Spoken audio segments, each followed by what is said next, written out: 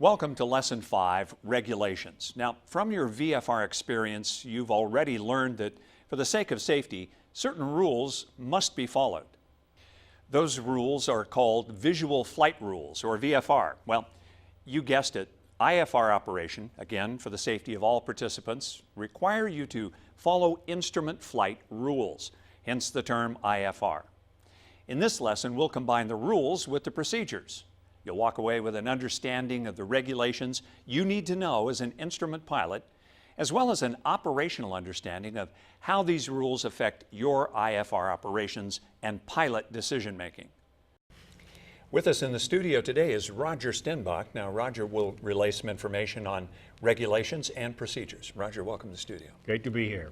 A little on Roger's background. He is CEO of Stenbach Communications Incorporated and the executive producer of the Virtual Test Prep Ground School video courses produced for ASA. Now, one of these courses includes this instrument pilot course, which you're currently studying. Roger's aviation experience goes back more than 30 years. Now, in addition to a CFII rating with more than 5,000 hours logged, he's also chief instructor for the Flight Instructor Refresher course for FERC for ASA. He's instructed thousands of students with his video ground school courses, and of course these courses include the private pilot airplane, helicopter, instrument pilot, commercial pilot, and flight instructor ratings. He's also earned his Juris Doctor degree as a complement to his aviation avocation. Roger, again, welcome to the studio. Glad to be here. All right, let's get down to your experience with your first question. In your opinion, what are the greatest privileges that accompany an instrument rating? Adding an instrument rating to a pilot certificate is one of the best things an aviator can do to broaden their flying opportunities. While the instrument rating allows for far greater flexibility than VFR flying, it's important to understand that both you and the aircraft need to be qualified to operate in IMC conditions. The FAA prescribes certain minimum conditions for IFR operations, but these are only minimums and apply equally to professional pilots and private pilots alike.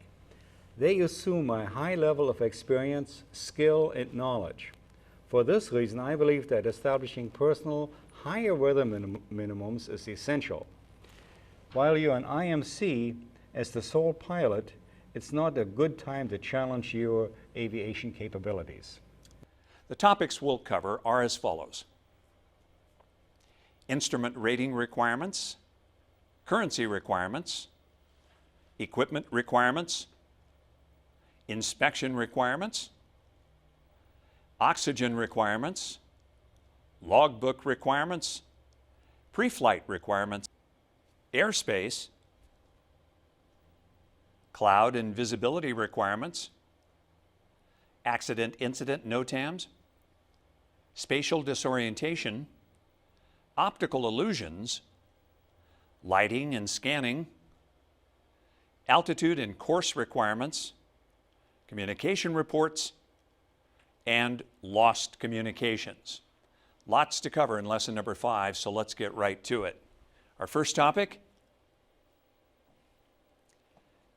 instrument ratings. Join your instructor in the classroom for that discussion. Hi, Rob Bremer again. By studying for the instrument rating, I assume you want to be able to fly in and through the clouds, or for that matter, in any weather less than VMC, as well as operate in airspace reserved for instrument-qualified pilots operating IFR-capable airplanes. You can't just walk into an FAA office and ask for IFR privileges. You must meet a number of qualifications first. Although FAR is used as the acronym for Federal Aviation Regulations and found throughout the regulations themselves and hundreds of other publications, the FAA is now actively discouraging its use. FAR also means Federal Acquisition Regulations. To eliminate any possible confusion, the FAA cites the Federal Aviation Regulations with reference to Title 14 of the Code of Federal Regulations. For example, FAR Part 91.3 may be referenced as 14 CFR Part 91, Section 3. What can you suggest to pilots about how they can be confident in interpreting the rules and regulations? It's a good question, because if you don't understand the regulations, you can't follow them. But did you know that, as a matter of fact, Most regulations were written or reviewed by lawyers. While the language is generally not ambiguous, it's quite specific and detailed. It is written in such a way as to attempt to cover all possible circumstances encountered in the real world. But in most cases, it succeeds. However, in the real world of the aviation environment, events and circumstances are difficult to predict. As a result, the regulations do not necessarily suit all conditions. Thus, the FAA changes their regulations from time to time. So, here's my recommendation. I recommend that you should, in addition to clarifying and getting advice from a flight instructor, you must consult the FAQs that you can get online and read such magazines as AOPA Pilot, and also contact your local FSDO office. Federal Aviation Regulation Part 61 stipulates that no person may act as PIC of a civil aircraft under IFR or in weather conditions less than the minimums prescribed for VFR unless that pilot holds an instrument rating for the category of aircraft to be flown, as an example, airplane or rotorcraft.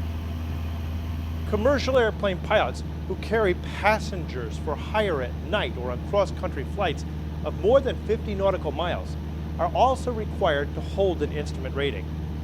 In addition, any flight in Class A airspace from 18,000 feet MSL to and including flight level 600 requires an instrument rating. VFR flight is not allowed in Class A airspace. Welcome back to the studio. Let's take a look at a couple of review questions. First one, when are you required to have an instrument rating for flight in VMC? When are you required? A, B, or C? The answer is C. Each person operating in an aircraft in Class A airspace must conduct that operation under Instrument Flight Rules, or IFR. All right, let's take a look at another one. A certificated commercial pilot who carries passengers for hire at night or in excess of 50 nautical miles is required to have at least which of these three?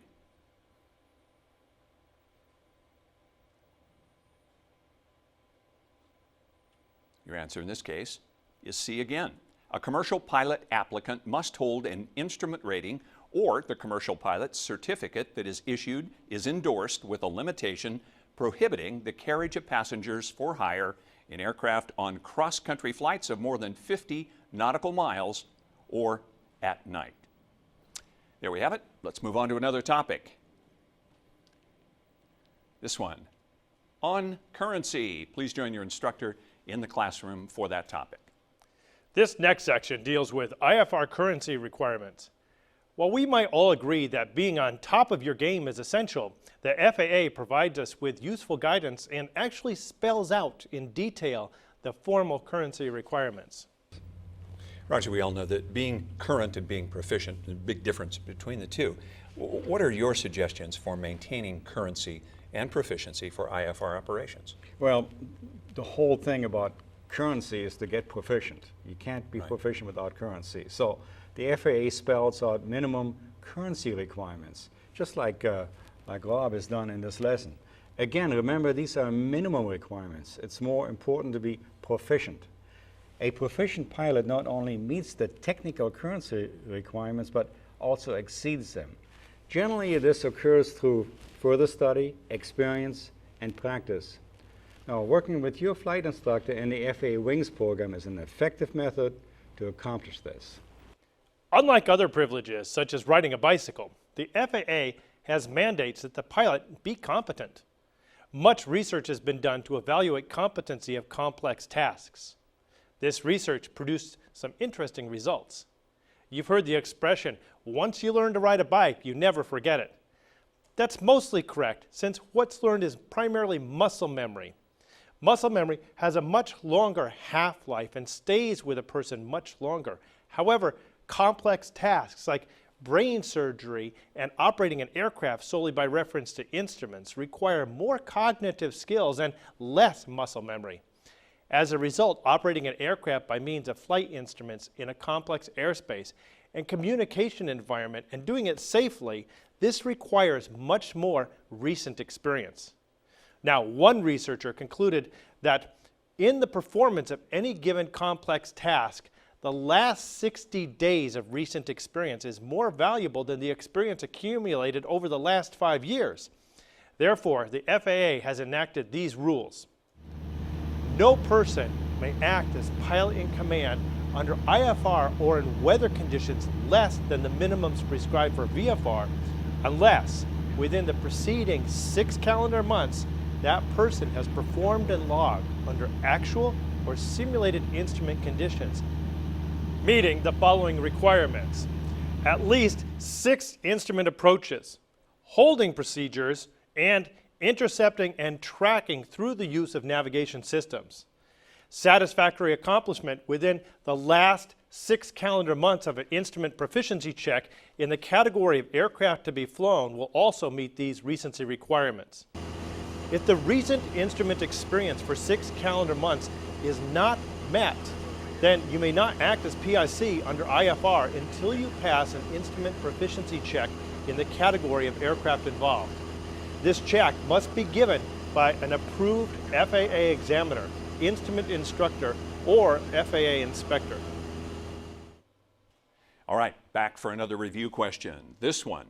An instrument-rated pilot who has not logged any instrument time in 1 year or more cannot serve as pilot in command under IFR unless the pilot, which one of these 3 completes that sentence?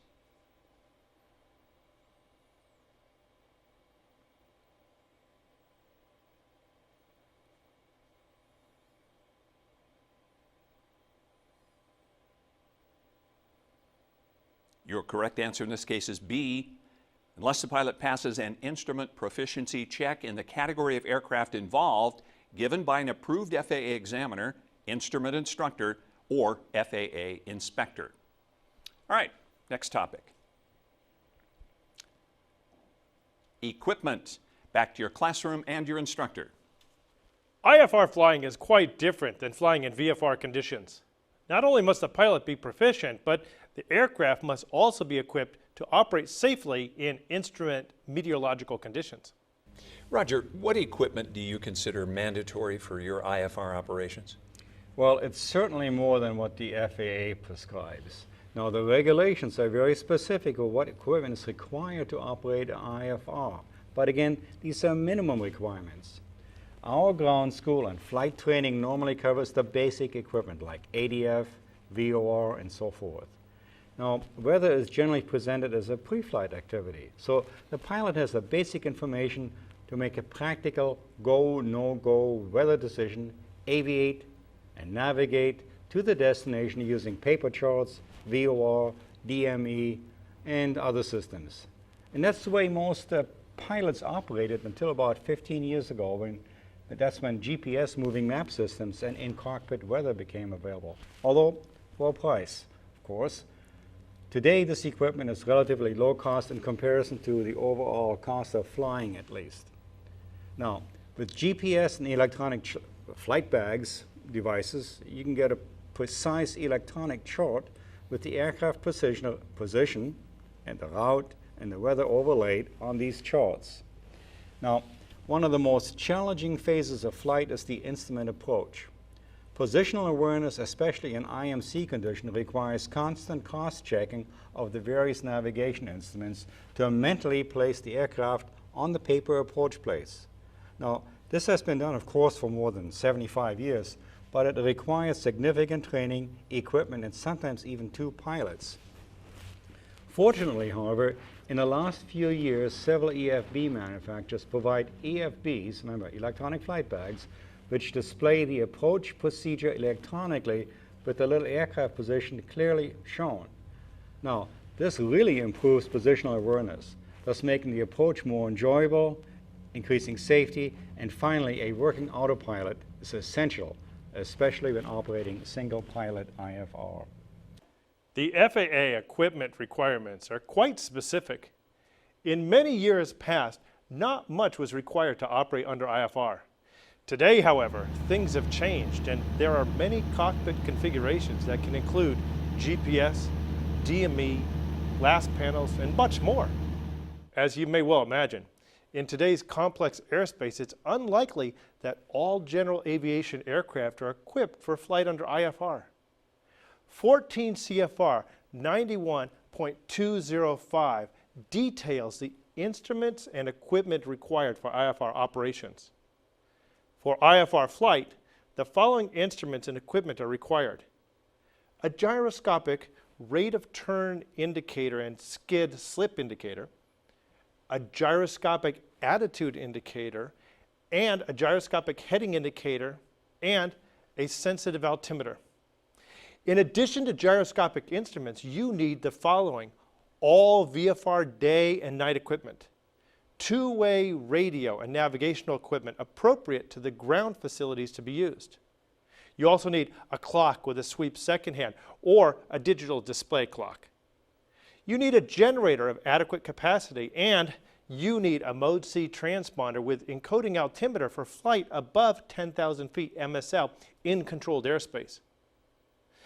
Distance measuring equipment, or DME, is required when you are at or above flight level 240 using VORs for navigation. Now, should the DME fail at or above 24,000 feet MSL, you should report the failure to ATC immediately, and then you may continue at and above 24,000 feet MSL to the next airport of intended landing. Fortunately, most general aviation aircraft have this equipment installed. For practical application, however, most pilots have at least one or more GPS receivers, some sort of weather avoidance such as a strike finder and or a live satellite weather receiver. Much of the additional capability is now also available in electronic flight bags. These are called EFBs.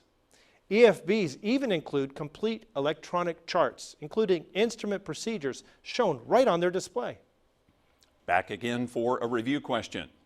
This one: what minimum navigation equipment is required for IFR flight? The minimum navigation equipment, A, B, or C?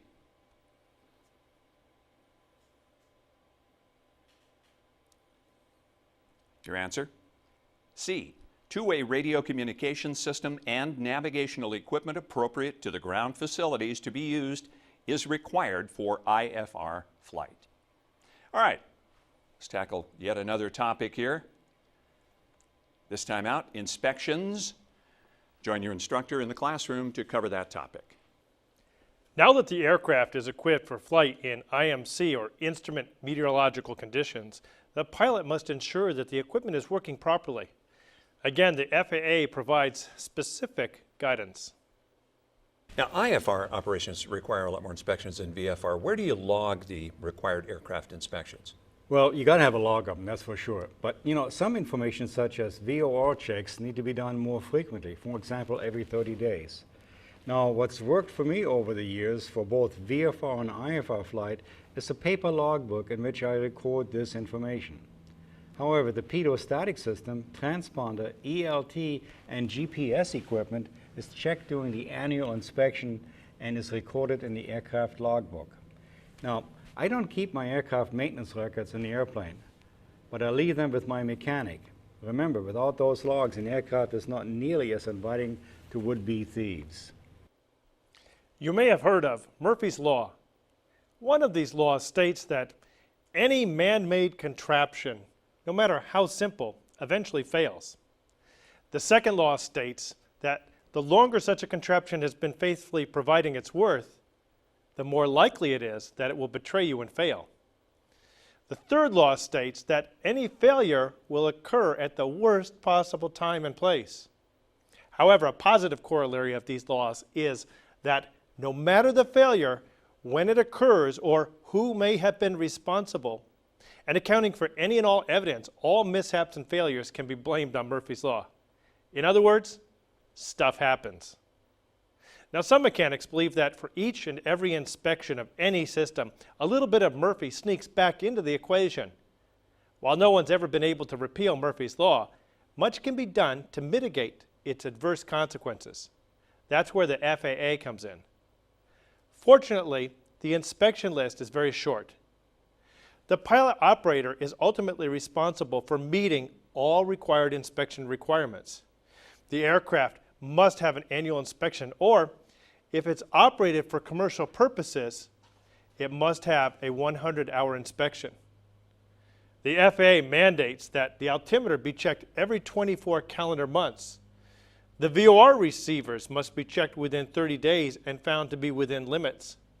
The emergency locator transmitter, or ELT batteries, must be replaced when 50% of their shelf life has expired or after 1 hour of cumulative use. Check the date on the outside of the transmitter case, and the transponder static system and encoder must be checked every 24 calendar months. These inspections must be documented. They're often kept in the aircraft logbook, found either in the glove box or at the maintenance shop. As a PIC, you are responsible for confirming these tests and inspections are current before departing on your IFR flight. Here are the specifics. 14 CFR 91.3 lists the responsibility and authority of the pilot in command. It states the pilot in command of an aircraft is directly responsible for and is the final authority as to the operation of that aircraft.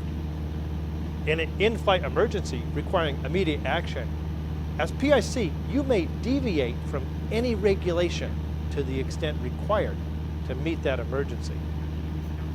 Now, 14 CFR 91.409 covers inspections and states, no person may operate an aircraft unless within the preceding 12 calendar months it has had an annual inspection and has been approved for return to service by an authorized mechanic. This annual inspection must be performed by a person authorized for this task and entered as an annual inspection in the required maintenance records. 91.409 also states that no person may operate an aircraft carrying any person other than a crew member for hire, and no person may give flight instruction for hire in an aircraft which that person provides, unless within the preceding 100 hours of time in service the aircraft has received an annual or 100-hour inspection.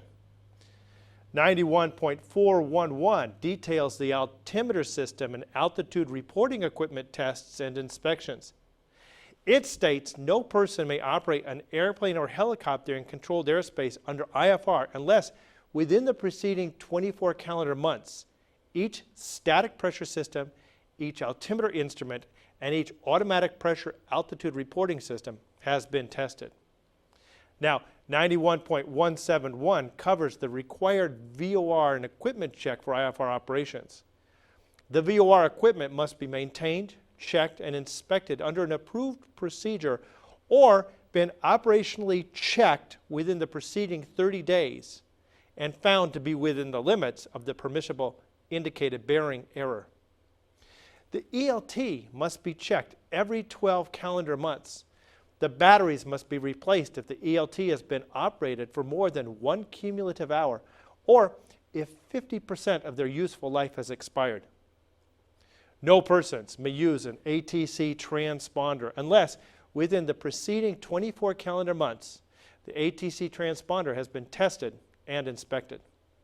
Welcome back to the studio. Let's take a look at a couple of review questions. An aircraft altimeter system test and inspection must be accomplished within which of these, A, B, or C? Test and inspection must be accomplished, C, within 24 calendar months. Altimeter system and altitude reporting equipment tests and inspections. A, no person may operate an airplane or helicopter in controlled airspace under IFR unless 1, within the preceding 24 calendar months, each static pressure system, each altimeter instrument, and each automatic pressure altitude reporting system has been tested. Answer there, C. Okay, next question. Who is responsible for determining that the altimeter system has been checked and found to meet 14 CFR Part 91 requirements for a particular instrument flight? Who is responsible for determining that? Your answer? C again. Paragraph 91.3, responsibility and authority of the pilot in command. A, the pilot in command of an aircraft is directly responsible for and is the final authority as to the operation of that aircraft. All right, tackling another topic. This one on oxygen. Take it back to your classroom and your instructor. Although there are oxygen requirements for VFR operation, IFR operations can routinely be flown at higher altitudes than VFR flight. For this reason, oxygen requirements are even more important. Pilots are encouraged to use supplemental oxygen above 5,000 feet MSL during night operations. Roger, do you carry supplemental oxygen on all your IFR flights? I do. And remember, flying IFR can often mean operating at higher altitudes than a comparable VFR flight. For me and my passengers, supplemental oxygen is not an option, but a requirement for all but the briefest lower altitude flights.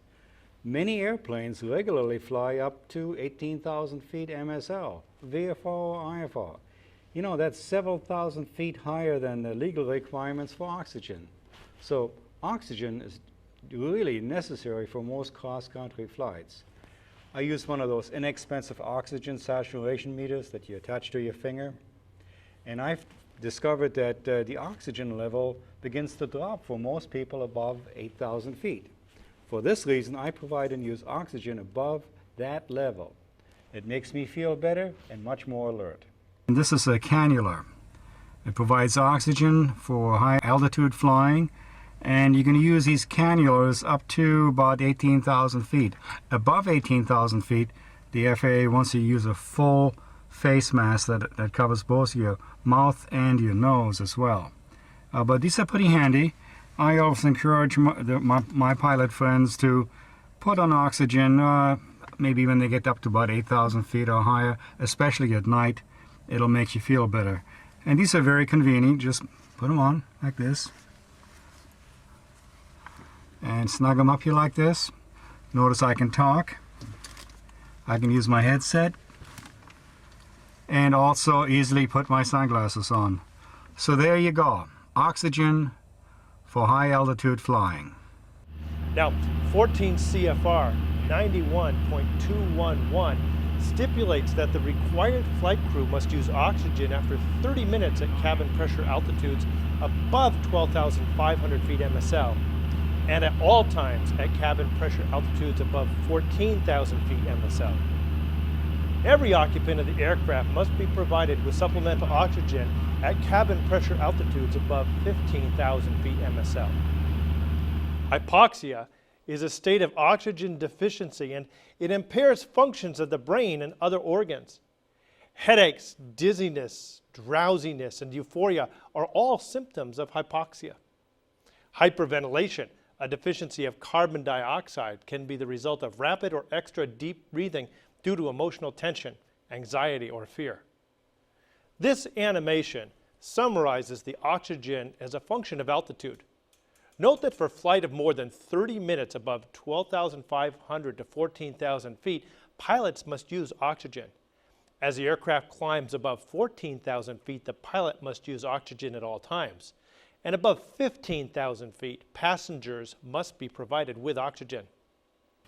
Very good, Roger. Now, how do you go about selecting the altitude for the en route phase of flight? Well, the answer to this question depends a lot on the aircraft's altitude capability. Observing the east-west rule is one of the factors, however. So is terrain, the MEA, MRA, distance, and fuel on board. What's worked for me is high is usually better, except for very short flights. No, I'm talking about 12,000 to 18,000 feet when VFR or IFR, and when IFR from 18 to 25,000 feet. There's usually far less traffic up there. Fuel efficiency is much improved, navigation reception is better, and the weather conditions are usually on top VFR and certainly better than down below. However, all this can change with winds, cloud tops, and or cloud bases. So weather conditions are the primary factor in selecting the en route altitude. Okay, we have one review question for you on oxygen requirements. What is the oxygen requirement for unpressurized aircraft at 15,000 feet? Which of these is correct?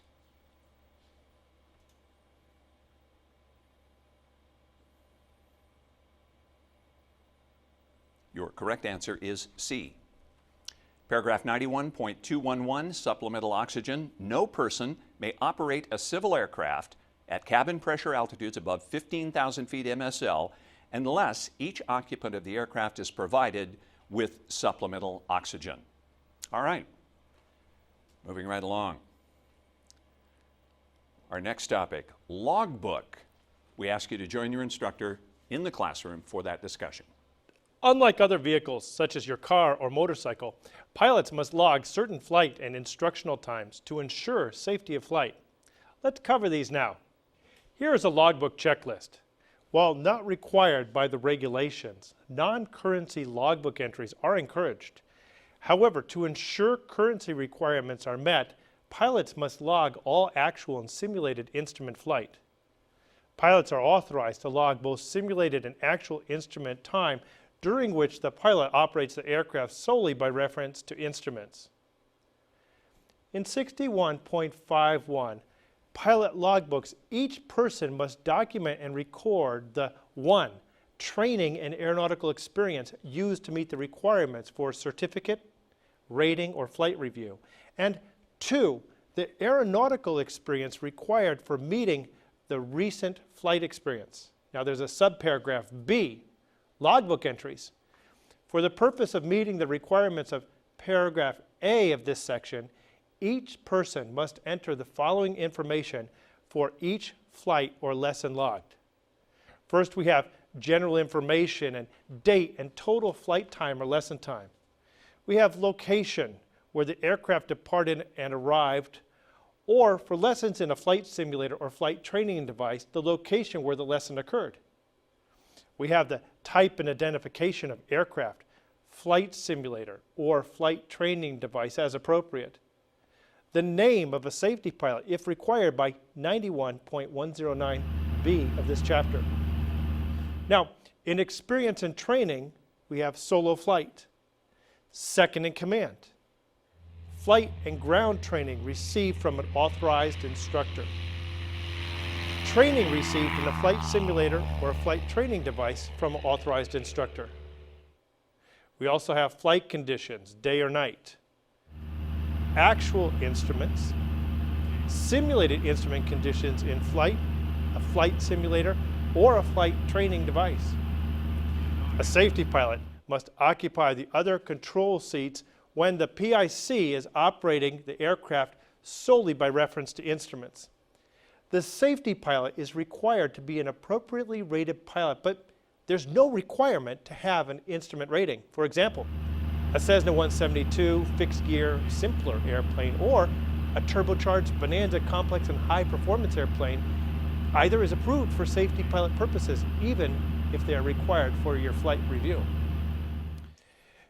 In 61.51 pilot logbooks, further requires that for the purpose of obtaining instrument experience in an aircraft other than a glider, performed and logged under actual or simulated instrument conditions, training must be accomplished either in flight in the appropriate category of aircraft for the instrument privileges sought, or in a flight simulator or flight training device that is representative of the aircraft category for the instrument privileges sought. Time for another review question, this one on logbooks. Which flight time may be logged as instrument time when on an instrument flight plan? A, B, or C, which is correct?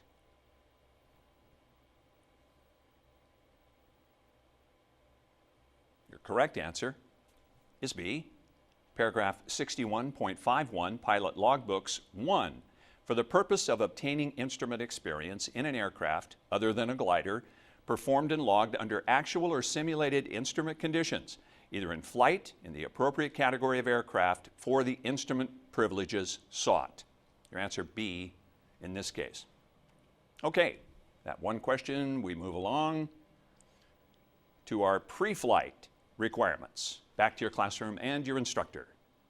I love this regulation. It's really a catch-all for any mistake a pilot may perpetrate during the pre-flight.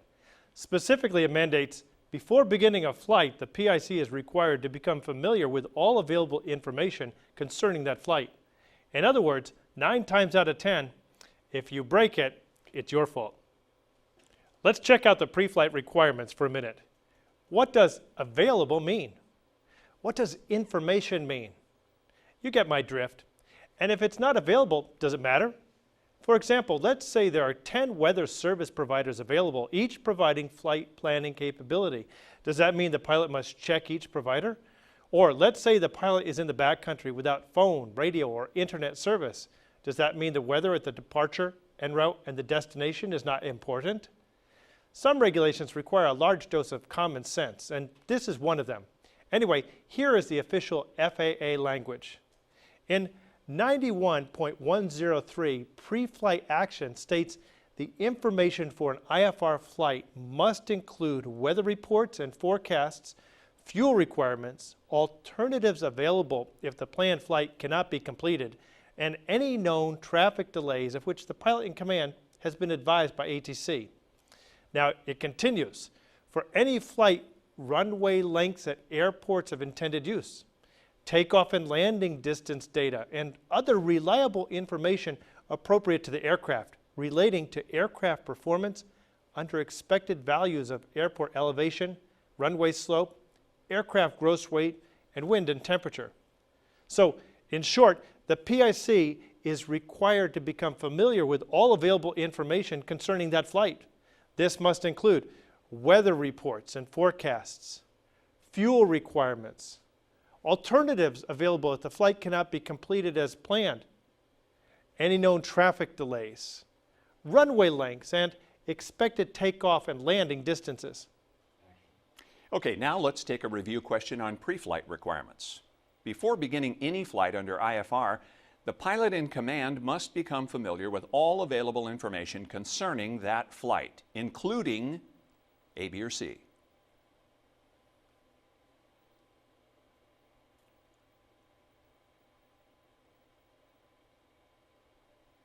Your correct answer is C. Paragraph 91.103, pre-flight action. 2.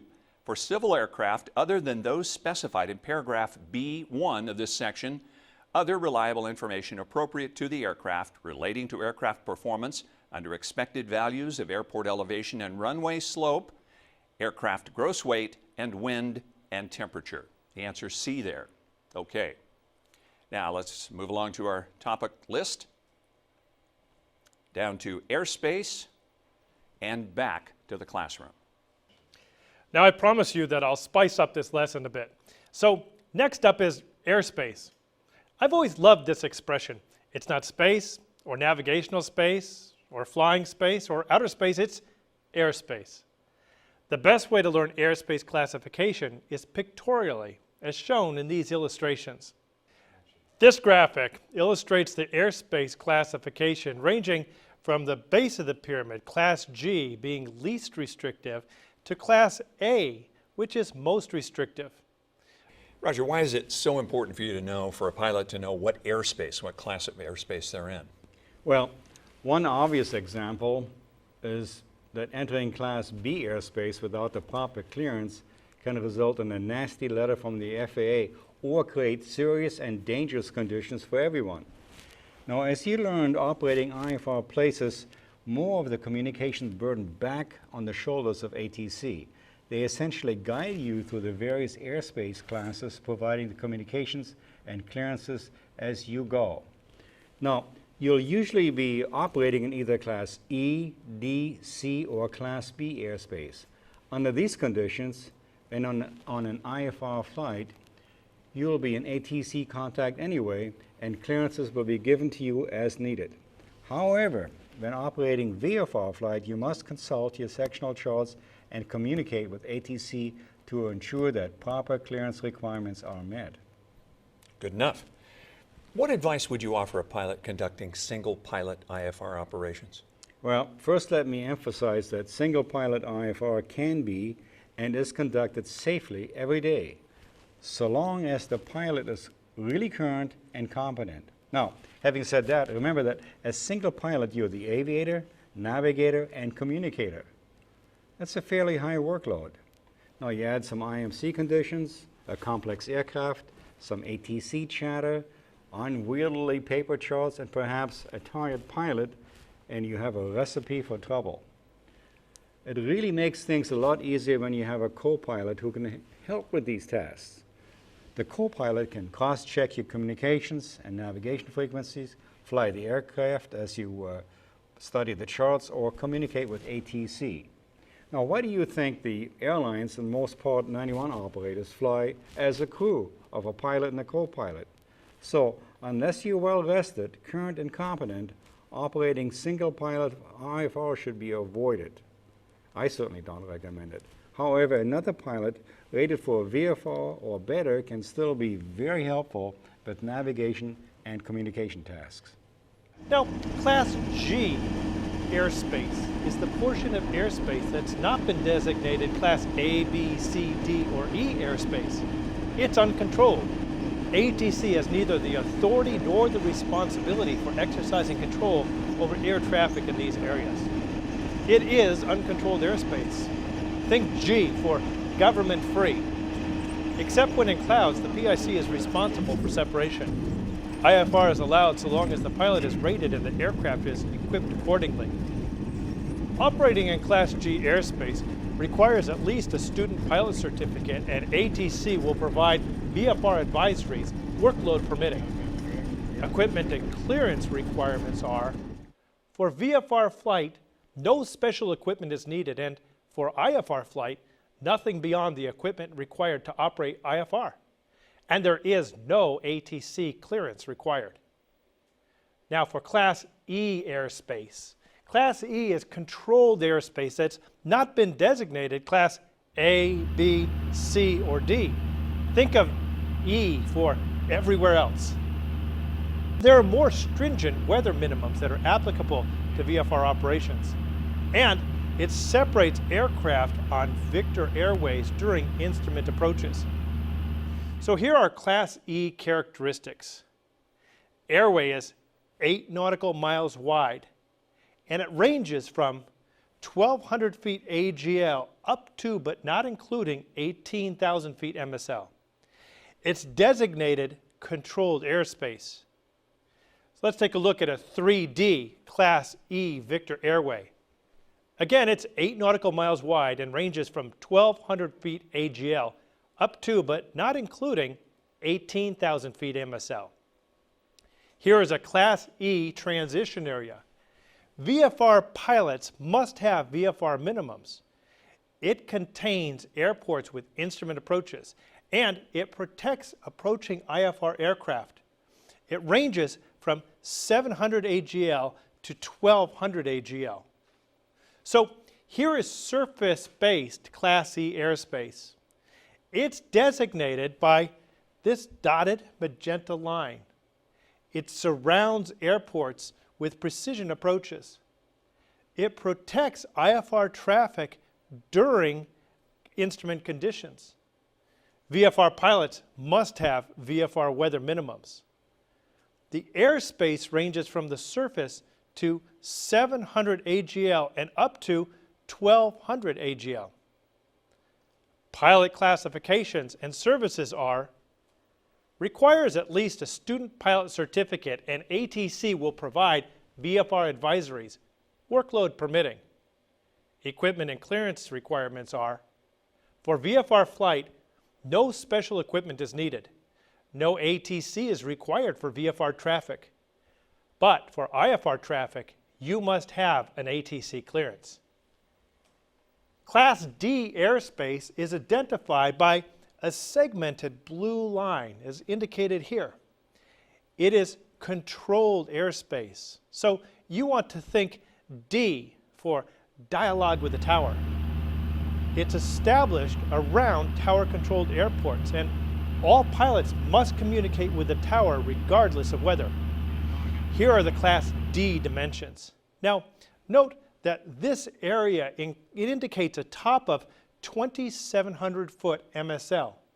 Here the surface is 200 foot AGL, so the top of the airspace limit is 2,500 feet AGL. It generally has a radius of 4 nautical miles. Now let's take a look at Class D airspace. Class D airspace is surrounded by Class E airspace. When the tower is not operating and weather information is not available, it refers to Class E airspace. There's a 200-knot speed limit when operating below 2,500 feet and within 4 nautical miles of a primary Class D airport. Aerobatics, unmanned balloons, and ultralight vehicles are prohibited without ATC approval. Here's a terminal radar service area. A terminal radar service area, or TRSA, is Class D airspace surrounded by airspace with radar coverage. It requires only voluntary participation. Traffic is handled by radar approach together with tower, and radar services outside Class D. Pilot classifications and services are: requires at least a student pilot certificate, and ATC will provide VFR advisories, workload permitting. Equipment and clearance requirements are: for VFR flight, two-way radio is required to establish radio communications. No ATC clearance is required for VFR traffic. But for IFR traffic, you must have an ATC clearance. Class C airspace is controlled airspace surrounding larger metropolitan areas in designated airports within which ATC provides radar and vectoring and sequencing for all IFR and VFR aircraft. There are a large number of aircraft. Two-way radio is required, and communication with ATC must be maintained while flying within Class C airspace. A Mode C transponder is required within and up to 10,000 feet MSL over Class C airspace. Class C airports are identified on charts by a solid magenta line. Here are the Class C characteristics. Think C for communications within 20 miles. All aircraft must have a Mode C transponder. You must establish radio contact before entry. These are the Class C airspace dimensions.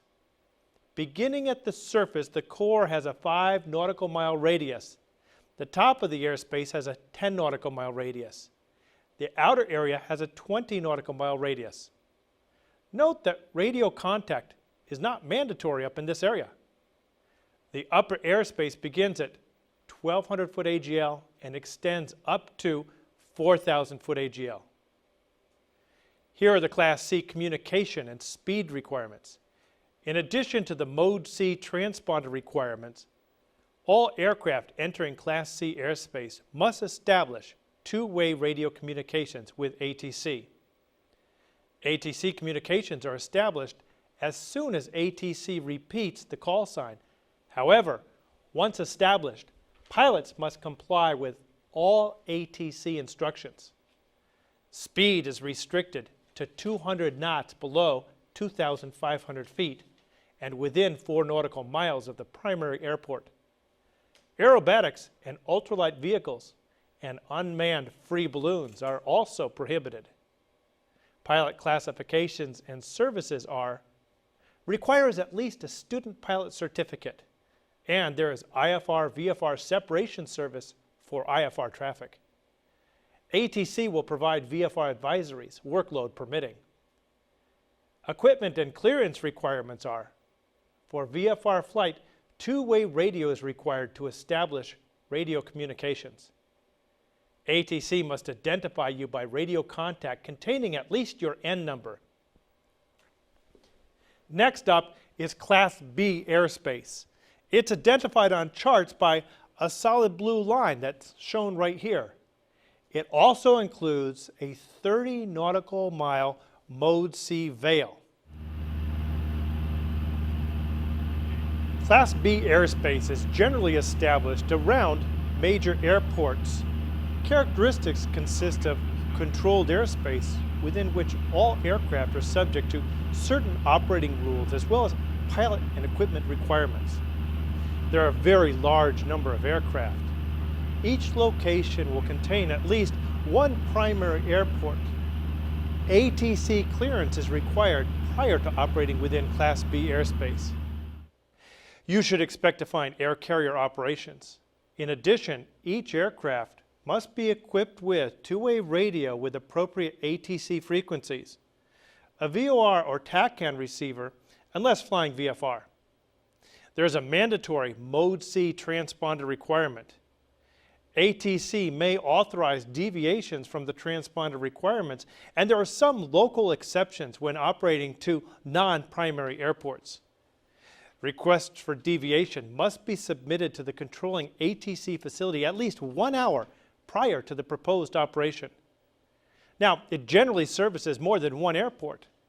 A pilot landing or taking off from an airport within Class B airspace must hold at least a private pilot certificate or meet stringent student pilot requirements. When operating to or from the primary airport, large turbine-powered airplanes must remain at or above the floor of Class B airspace. So here are the Class B dimensions.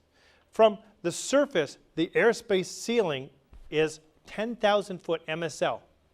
The radius is 20 nautical miles with mandatory ATC clearance requirements. In addition, there's a 30 nautical mile radius veil in which a Mode C transponder is mandatory. Here are chart identification characteristics. Note the ceiling and floor indication right on the chart. The indications are in hundreds of feet. In this example, it indicates a floor of 3,000 feet and a ceiling of 10,000 feet. Here are the Class B clearance requirements. You must receive a clearance to enter Class B airspace. You must advise ATC of your intended altitude and route of flight before departing an airport in Class B airspace. A clearance into Class B airspace must be positive. Mere radio contact is not enough, but Piper 1234 Foxtrot Papa is cleared into the Seattle Class B airspace. Well, that's okay. Many types of published VFR routes permit pilots to transition around, under, and through Class B airspace. These are usually only permissible in VFR conditions. VFR flyways provide the pilot a route in which to transition in an organized manner. While no clearance is required, radio contact must be made with ATC. VFR corridors are holes in Class B airspace through which pilots can transition without radio contact or an ATC clearance. Now, pilot classifications and services are requires at least a private pilot certificate or a student pilot with a flight instructor endorsement. ATC provides separation for all aircraft. Equipment and clearance requirements are: for VFR flight, two-way radio is required to establish radio communications, and a Mode C transponder is mandatory. You must have an ATC clearance to enter this airspace. Okay, Class A airspace extends from 18,000 feet MSL to and including flight level 600. No VFR flight, including VFR on top, is authorized in Class A airspace. Class A airspace begins at 18,000 feet MSL up to 60,000 feet. Above that altitude, the airspace reverts back to Class E airspace. By the way, did you notice that above flight level 600 or 60,000 feet, there's no more airspace so far as the FAA is concerned? You could actually fly VFR up there. It might take a different kind of airplane, something like the Rutan boys built, but theoretically, it might be possible. Now, pilot classifications and services are: requires at least a private pilot certificate with an instrument rating. ATC provides separation for all aircraft. Equipment and clearance requirements are: two-way radio is required to establish radio communications, and a Mode C transponder is mandatory. This table summarizes the airspace classifications that we just covered. There are two components to the table. The first here covers permitted operations, entry requirements, minimum pilot qualifications, and two-way radio communications. The second component here covers aircraft separation, traffic advisories, and chart depictions. I recommend you pause this video should you need further clarification. Next up is special use airspace. It's categorized as follows: prohibited, then restricted, followed by warning areas, then military operation areas, then military training routes, and parachute jump areas. Now here's one I like. It's an alert area. Does this mean except when you're in an alert area we can be nodding at the switch? I hope not. Here is a prohibited area. It generally is created for security reasons. It may only be penetrated with special permission. An example is prohibited area P56, covering the White House. It may denote the presence of unusual, often invisible hazards to flight. Here is a restricted area. It's not entirely prohibited to flight activities. It includes areas in which unauthorized penetration is illegal and extremely dangerous. It's identified by a defined area that's marked with this letter R. Altitude and times are shown on the chart legend. Next are warning areas. Warning areas cover airspace over international waters. They contain the same sort of hazardous activities as those in restricted areas, but they're located in international airspace, so the FAA has no jurisdiction over this area. So you should exercise extreme caution. Next up is an MOA, or Military Operation Area. MOA separate high-speed military aircraft from non-military. They're identified on charts by a defined area that looks like this. You should contact a flight service station or ATC center when you're within 100 miles of the MOA to determine if it's active. If it is active, pilots may request traffic advisories. ATC separates certain military activities from IFR traffic and informs VFR traffic when the MOAs are active. Here are military training routes. They are one-way, high-speed routes for military traffic below 10,000 feet, and they're shown on sectional charts. Pilots should contact ATC within 100 miles to determine if they're active. Not all MTRs are published. Now, here is a parachute jump area. You should monitor the jump frequency. Many jump operations broadcast on the Common Traffic Airport Frequency. They're found in the Airport Facility Directory and sectional charts. Pilots should remain clear of these areas. Next up is a Temporary Flight Restriction, or TFR. 14 CFR Part 91.145, or Temporary Flight Restriction, defines TFR as a geographically limited, short-term airspace restriction. TFRs often include major sporting events, natural disaster areas, air shows, space launches, and presidential movements. Large presidential TFRs may close off not only the airport Air Force One is using, but nearby airports as well. They contain the same sort of hazardous activities as those in restricted areas, but are located in international airspace. All right, let's take a look at some review questions on airspace. First, we're going to ask you to refer to a figure in a moment. What is the floor of Class E airspace when designated in conjunction with an airport which has an approved IAP? Which of these three answers is correct for the floor of Class E? Let's look at our figure. We see Class E airspace. We see that the floor is 700 AGL. We go back to our question and the answer is B. Assuming Class E airspace has not been designated to the surface, the floor of Class E airspace is 700 feet AGL when designated in conjunction with an airport which has an approved instrument approach procedure. Your answer there, B. Next question. Again, we'll take a look at that figure. What is the normal lateral limits for Class D airspace? Normal lateral, A, B, or C. We look at our figure. We find Class D airspace, again, relative to the other classifications. We go back to our question. The answer is C. 4 nautical miles for the normal lateral in Class D. Next question. Again, referring to our figure, which altitude is the upper limit for Class A airspace?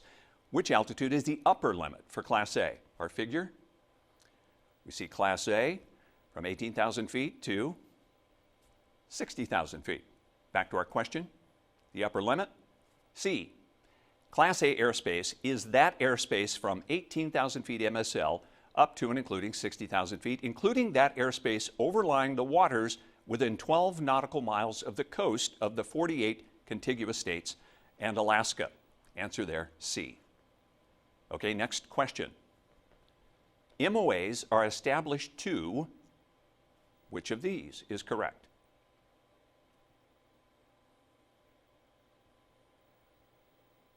Your correct answer is B.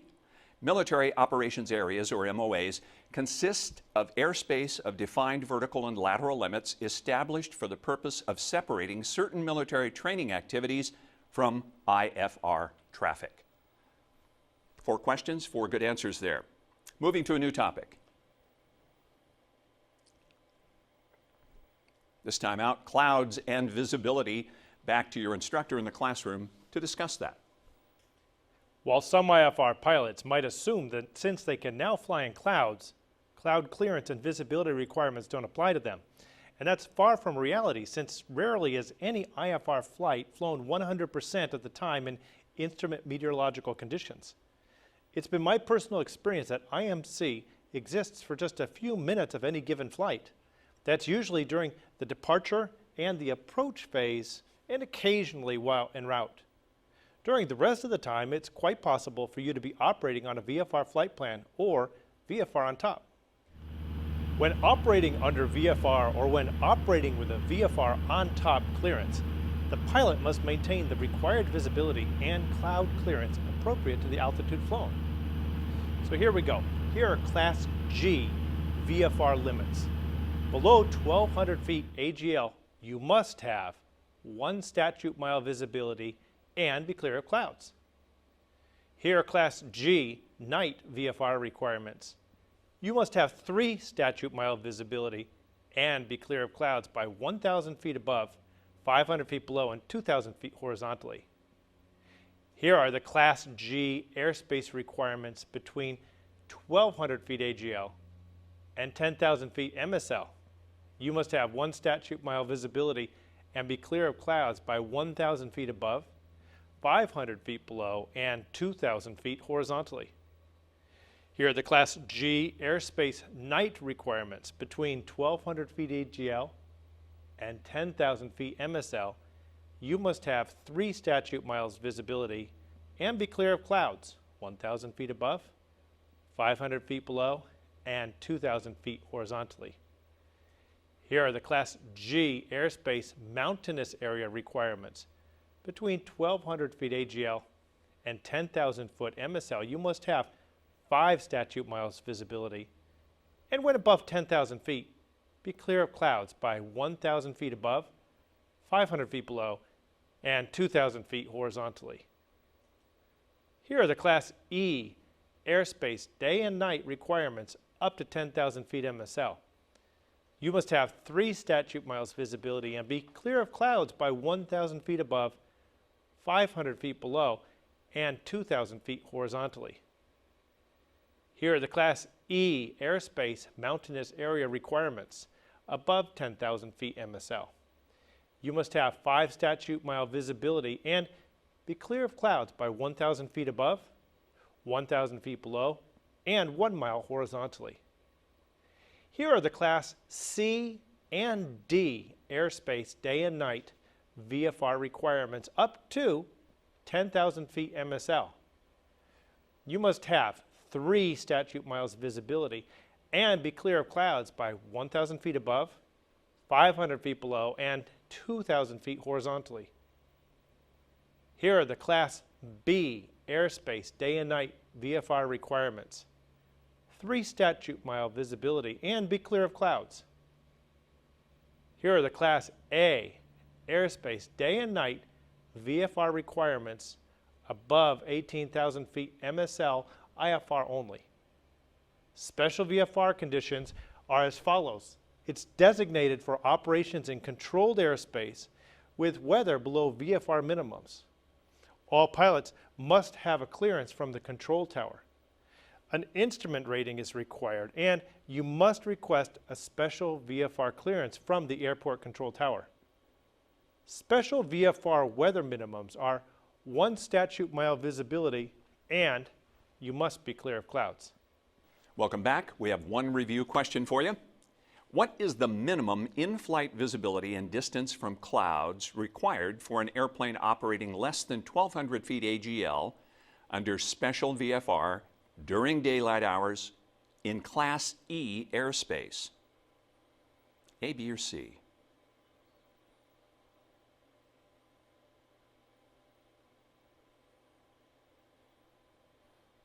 The correct answer is C. Special VFR operations require the pilot to remain clear of clouds, and ground visibility must be at least 1 statute mile, or if ground visibility is not reported, flight visibility must be at least 1 statute mile. Correct answer there, again, C. All right, our next topic.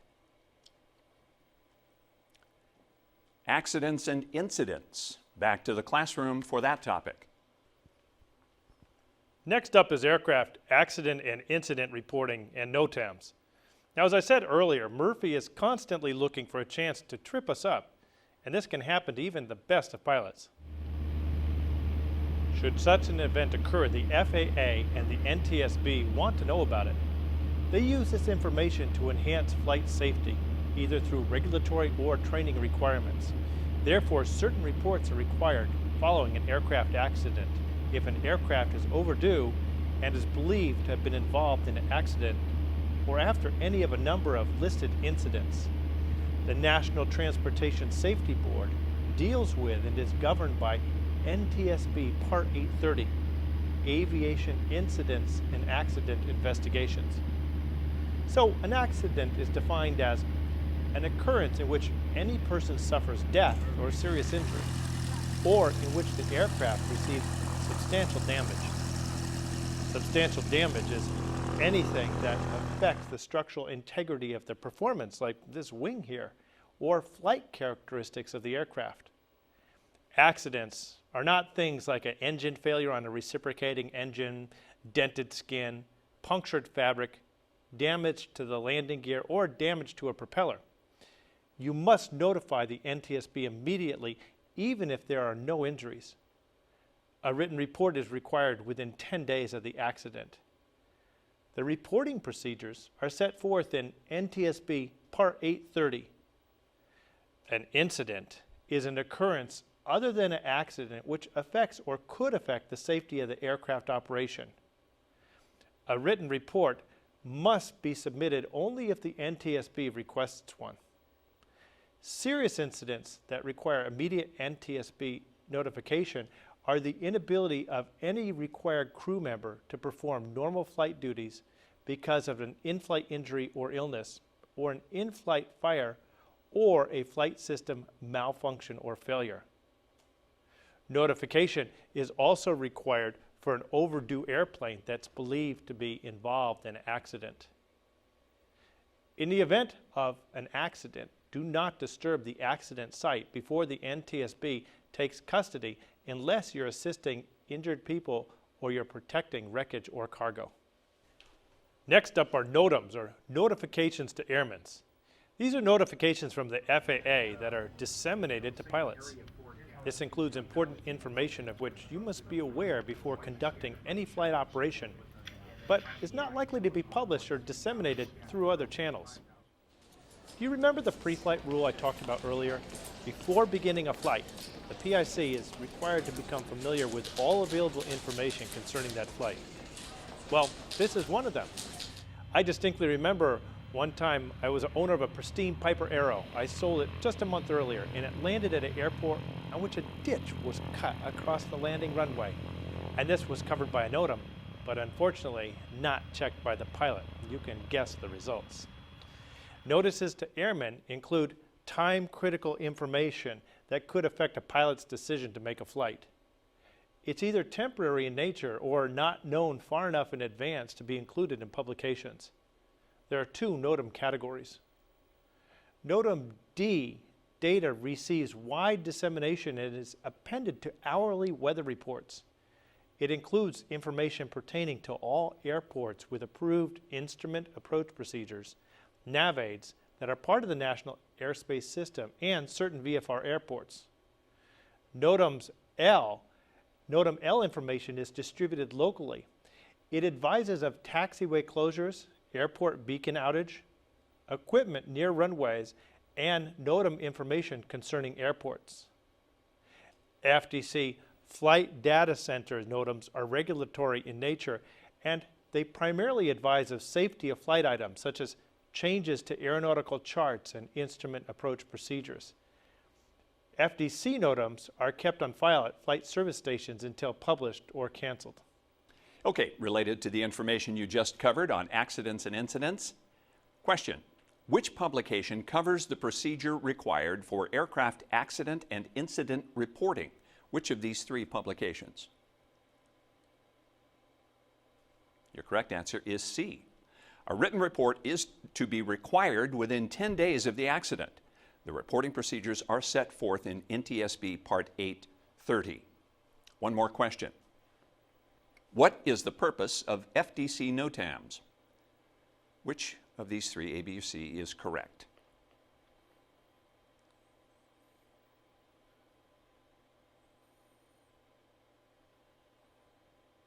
Your correct answer is C. FDC, Flight Data Center, NOTAMs are regulatory in nature and primarily advise of safety of flight items, such as changes to aeronautical charts and instrument approach procedures. Correct answer, C. Next topic. Spatial disorientation. Great topic. Back to the classroom and your instructor. Let's now cover spatial disorientation, which is sometimes called vertigo. If you fly long enough, you'll experience it. So, knowing that can happen, here's some guidance on how to cope with this uncomfortable condition. There's not a person alive that's immune to spatial disorientation. It can cause seasickness, car sickness, and in airplanes, it results in vertigo. In extreme cases, the pilot can be so impaired that he'll literally not know up from down or left from right. Some people are more susceptible to this malady than others, but we can all be afflicted by it. It's usually brought on when the flight is in instrument meteorological conditions and the pilot fails to scan and trust his flight instruments. Under rare occasions, some pilots have experienced spatial disorientation in VFR conditions. Illusions caused by the body's motion sensing system are most commonly encountered during instrument flight. The system may be stimulated by motion of the aircraft or by head or body movement. Your body is not capable of distinguishing between centrifugal force and gravity, nor can it detect small changes in velocity. So, this system of your ears may also produce false sensations, such as interpreting deceleration as a turn in the opposite direction. These illusions and false sensations may lead to spatial disorientation. The most common form of spatial disorientation is the leans, and this is resulting from a banked attitude that's not being perceived by the pilot. Abrupt correction of a banked attitude may stimulate the motion sensing fluid of the inner ear, creating the sensation of banking in the opposite direction. The pilot may roll the aircraft back to its original attitude until he or she thinks the aircraft is straight and level. Or if level flight is maintained, the pilot may still feel compelled to align his or her body with the perceived vertical. The motion sensing system in the inner ear may lead to a false perception of the true vertical.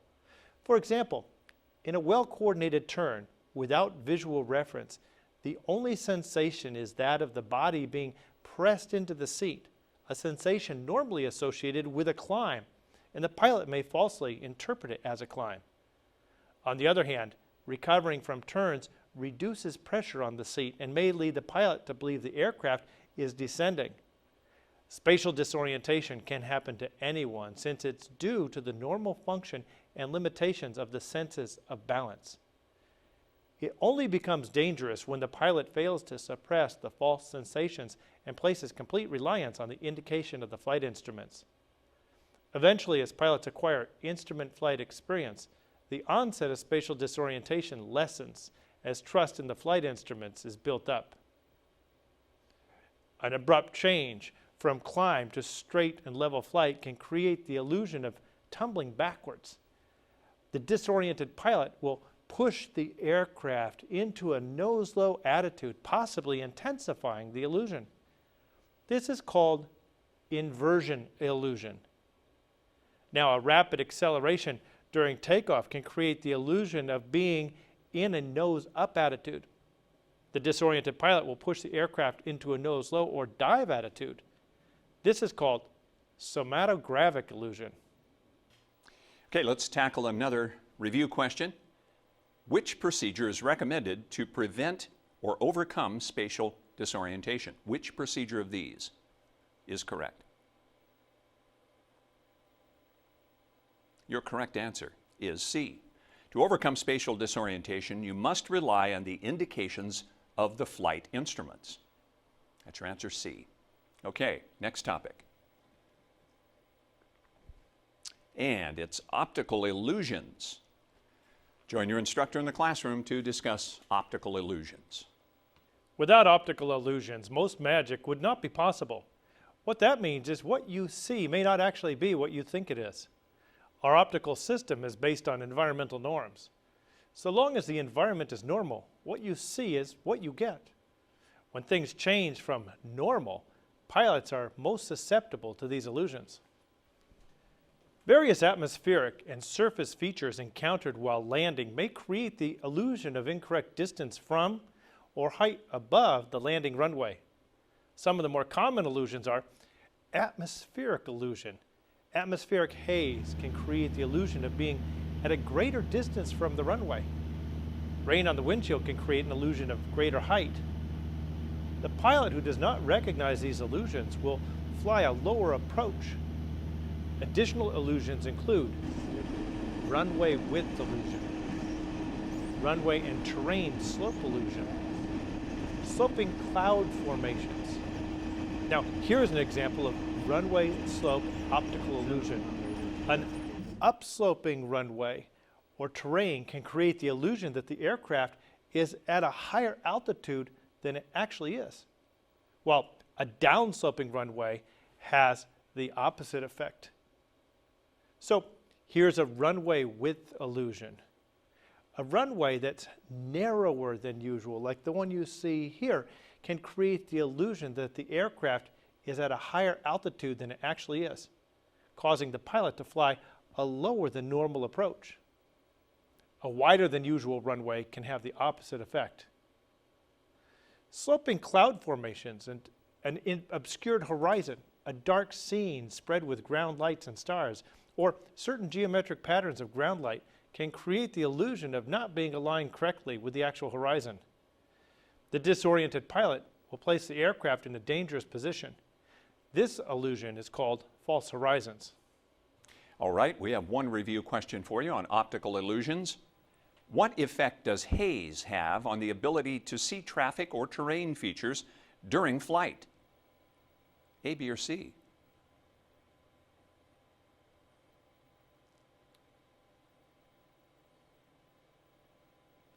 Your correct answer is C. Atmospheric haze causes the illusion of being a greater distance from the runway. The pilot who does not recognize this illusion will fly a lower approach. Okay, tackling yet another topic.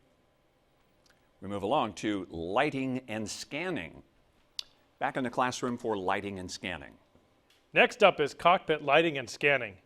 While the VFR pilot may operate at night, night flying, even in VFR conditions, can present challenges similar to instrument flying. For this reason, the FAA places special emphasis on cockpit lighting, scanning, and night vision.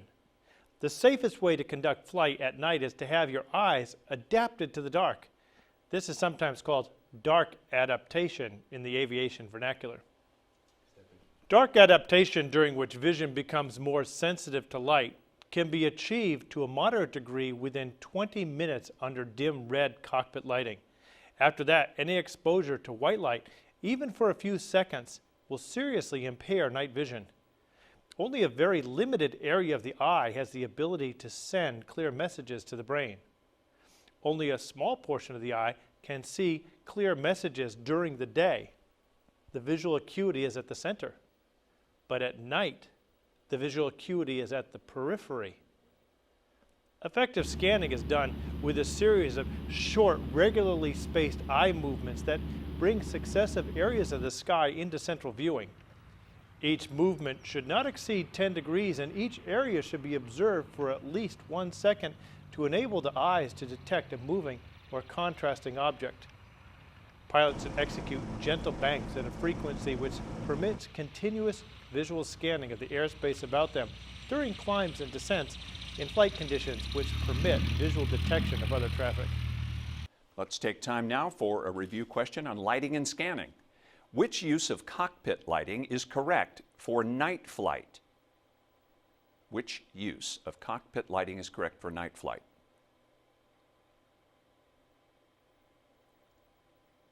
Correct answer is A, reducing the interior lighting intensity to a minimum level. While operating VFR, pilots are only required to adhere to the basic altitude rules governing populated areas, sparsely populated areas, and so on, as well as the hemispherical rules that are based on course flown. All right. Roger, why is it so important for you to know, for a pilot to know what airspace, what class of airspace they're in? Well, one obvious example is that entering Class B airspace without the proper clearance can result in a nasty letter from the FAA or create serious and dangerous conditions for everyone. Now, as you learned, operating IFR places more of the communications burden back on the shoulders of ATC. They essentially guide you through the various airspace classes, providing the communications and clearances as you go. Now, you'll usually be operating in either Class E, D, C, or Class B airspace. Under these conditions, and on an IFR flight, you'll be in ATC contact anyway, and clearances will be given to you as needed. However, when operating VFR flight, you must consult your sectional charts and communicate with ATC to ensure that proper clearance requirements are met. However, during IFR operations, additional requirements must be followed. In mountainous terrain, and while operating under IFR flight, pilots may not operate below 2,000 feet above the highest obstacle within a horizontal distance of 4 nautical miles from the course to be flown, except for takeoff or landing.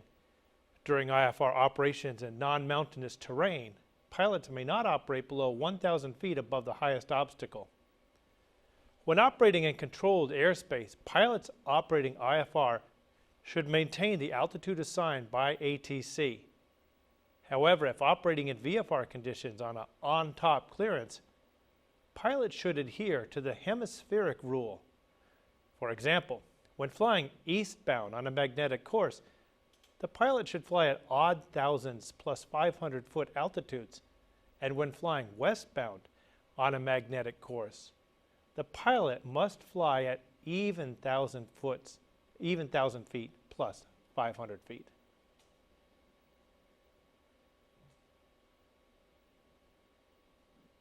When operating at or above 18,000 feet MSL, pilots must set their altimeter to 29.92 inches. However, pilots must hold an instrument rating.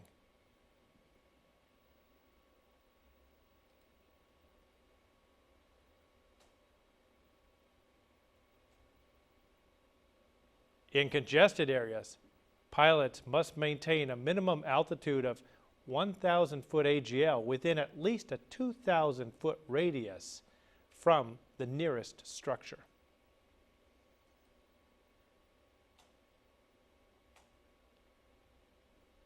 In non-congested areas, pilots must maintain a minimum altitude of 500-foot AGL within at least a 500-foot radius from the nearest structure.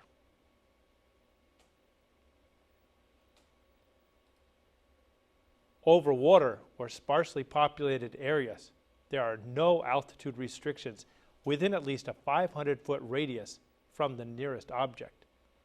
Regardless of where you fly, you must maintain an altitude that allows you to land and not create a hazard to anyone or anything on the surface in the event of an engine failure.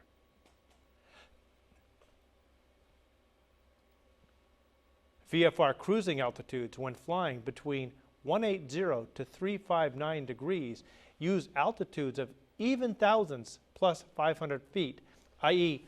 500 feet, 4,500 feet, 6,500 feet, and so on.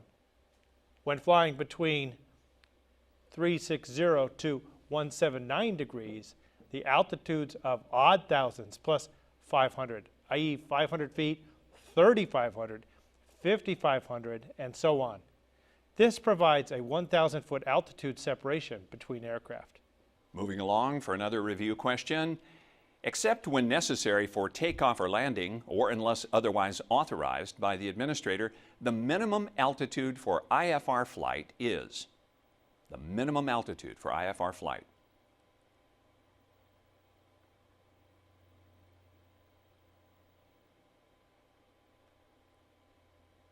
The correct answer here, C. Except when necessary for takeoff or landing, no person may operate an aircraft under IFR below an altitude of 2,000 feet above the highest obstacle within 4 nautical miles for mountainous areas, and in any other case, 1,000 feet above. Correct answer there, C. All right, another topic. Communications, a favorite. Back to the classroom and your instructor. From your VFR flying days, you might remember that it was possible to fly local and cross-country with little or no radio communications other than the occasional PIREP or pilot report. This all changes when the pilot operates IFR. The FAA and ATC wants the PIC of an aircraft operating under IFR in controlled airspace to report the following items as soon as possible. Any unforecast weather, the time and altitude passing each designated reporting point, including fixes used to define direct routes, except when you're in radar contact. Resume normal position reporting when you're advised radar contact lost or radar service is terminated. Any other information relating to the safety of flight. The pilot should also advise ATC immediately should any of the following malfunctions occur in flight. Loss of VOR or ADF capability. Complete or partial loss of ILS receiver capability, impairment of air-ground communication capability.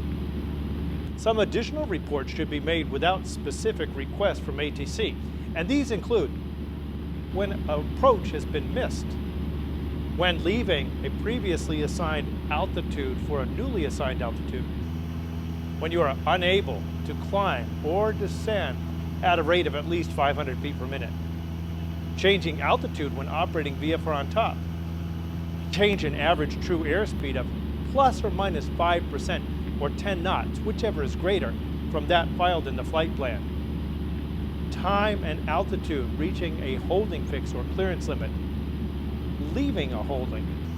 Additionally, when you're not in radar contact, a report should be made upon leaving the final approach fix inbound on final, and should a previously submitted estimate be made more than 3 minutes in error, a corrected estimate should be given to ATC. Okay, one review question for you on communications. Which report should be made to ATC without a specific request when not in radar contact? Which report?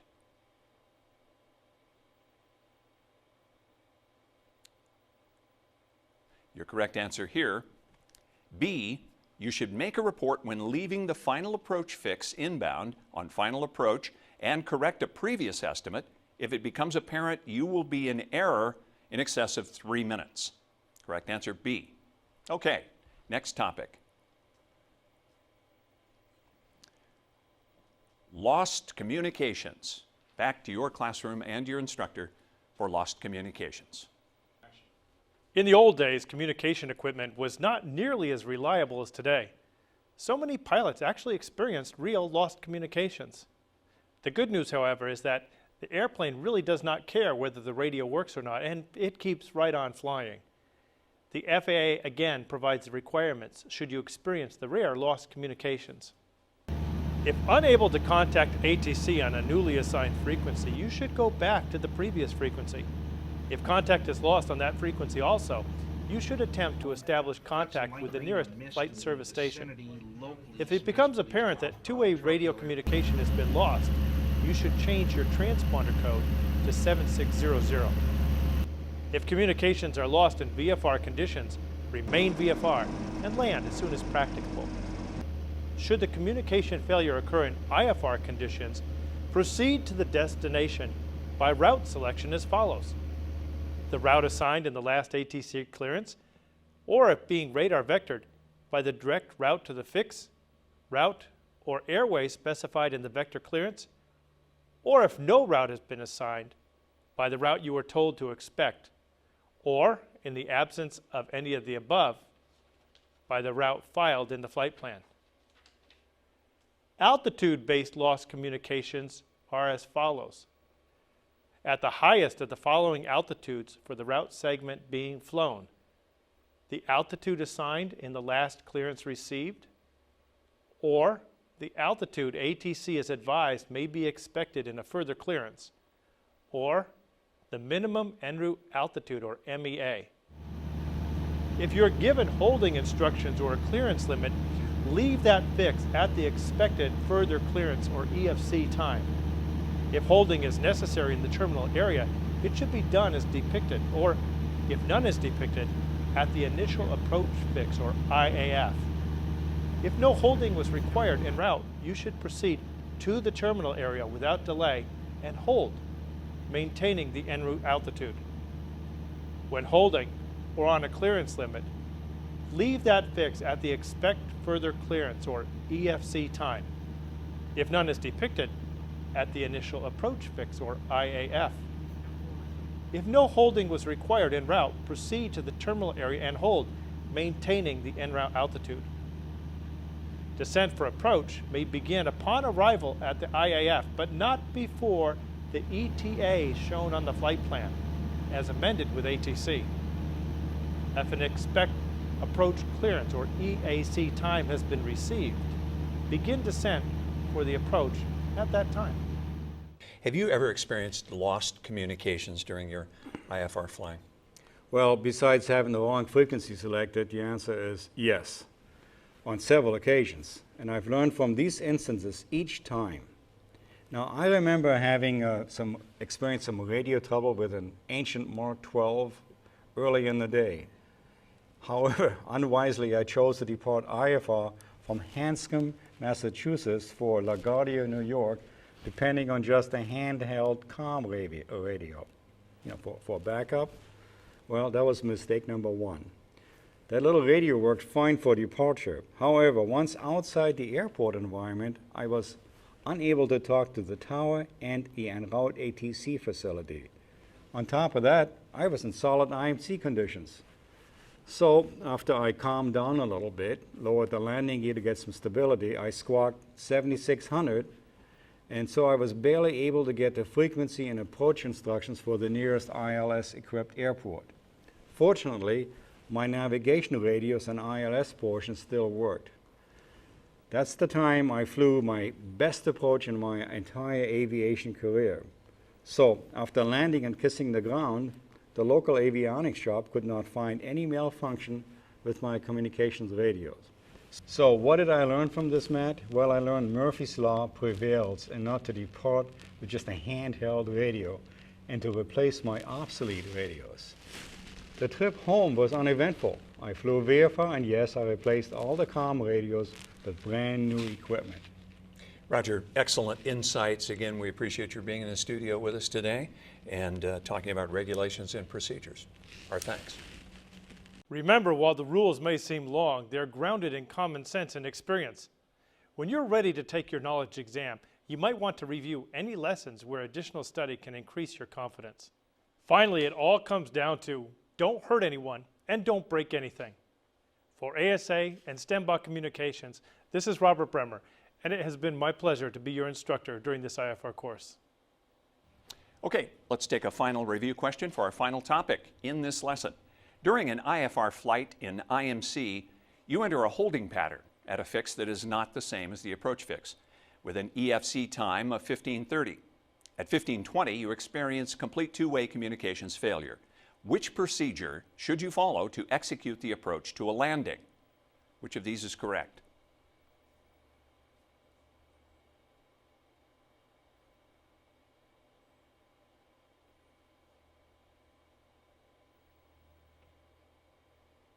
Your correct answer here is B. The approach may begin upon arrival at the IAF, but not before the ETA shown on the flight plan as amended with the ATC. Well, that wraps up our Lesson 5. Next up, Lesson 6 on departure procedures.